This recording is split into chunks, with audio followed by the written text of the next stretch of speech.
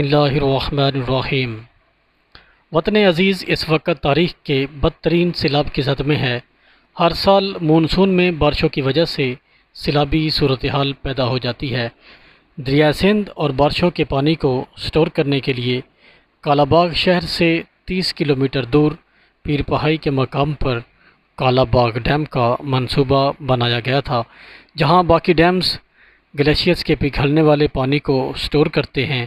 وہیں کالا باغ ڈیم وہ واحد ڈیم بن سکتا تھا جو بارشوں کے پانی کو سٹور کر سکتا تھا۔ دریا سامہ جو بارشوں کے پانی کا بڑا دریا ہے، اس کا پانی بھی اس ڈیم میں سٹور کرنا تھا، جس سے نہ صرف سیلابوں سے بچا جا سکتا تھا بلکہ سٹور کیے ہوئے پانی سے سستی بجلی اور زرعی ضروریات کو پورا کیا جا سکتا تھا۔ لیکن صد افسوس اس قومی منصوبے کو سیاسی بنا کر متنازع بنا دیا گیا۔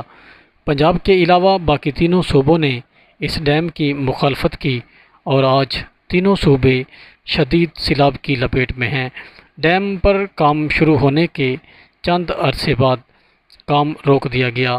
ڈیم کے لیے لائی گئی کروڑوں کی مشینری ضائع ہو گئی۔ وابڈا انجینئرز کے لیے بنائی گئی رہائشی کالونیاں کھنڈرات میں تبدیل ہو گئیں۔